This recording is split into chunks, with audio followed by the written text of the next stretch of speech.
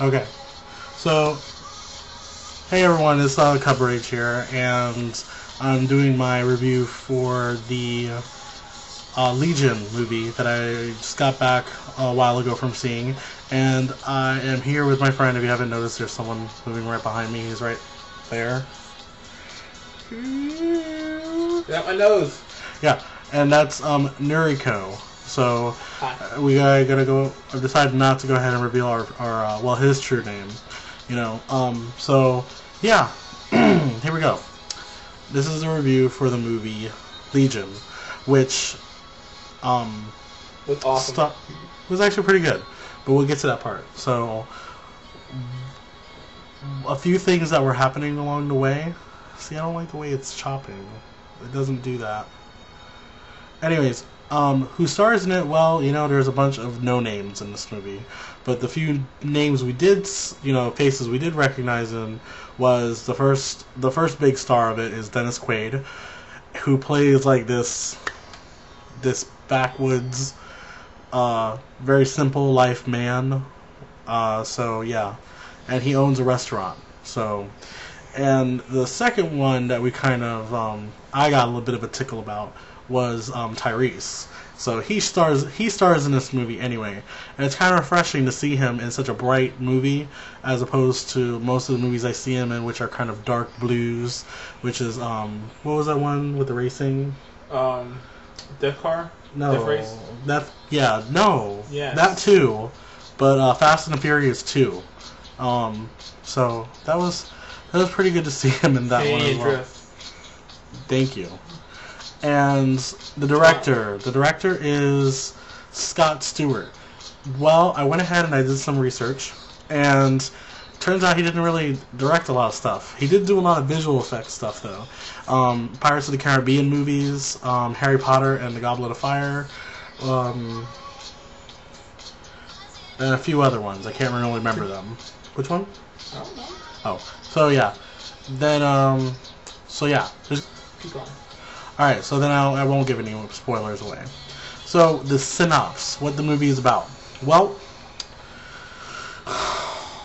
where do I start? Okay, I think, me personally, I think it's a combination of Prophecy with Christopher Walken and Terminator with Arnold Schwarzenegger and Linda Hamilton. However, I am told that it's something like... Hold on.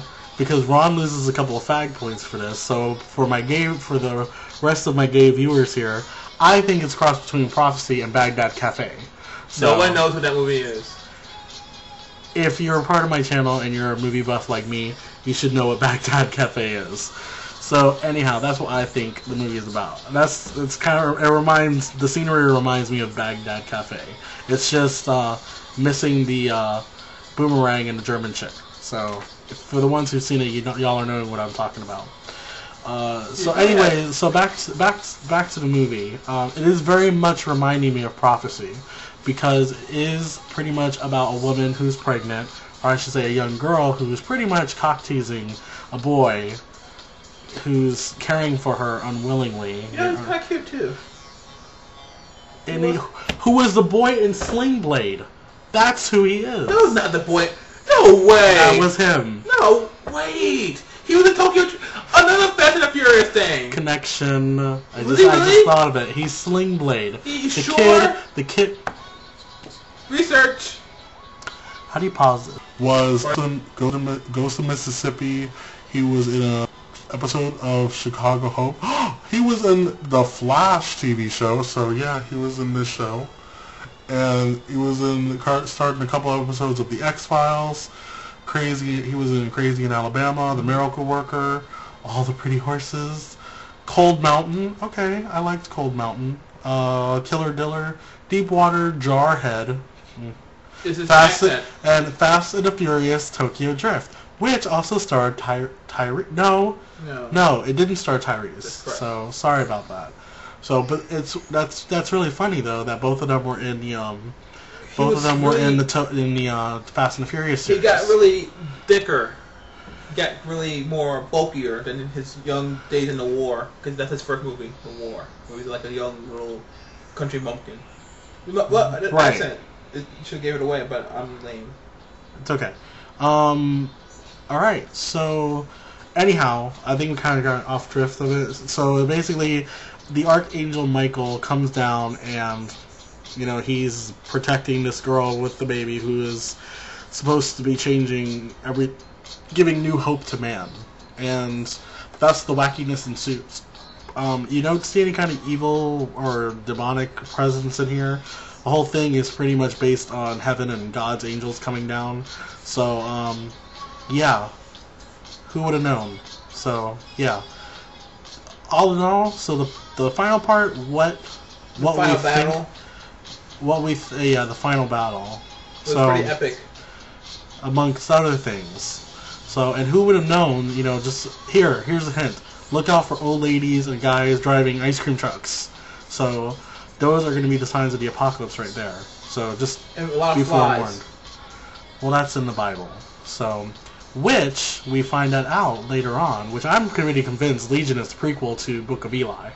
So, but hey, that's my thoughts right there. Yeah, there's no. Well, was the baby black? No.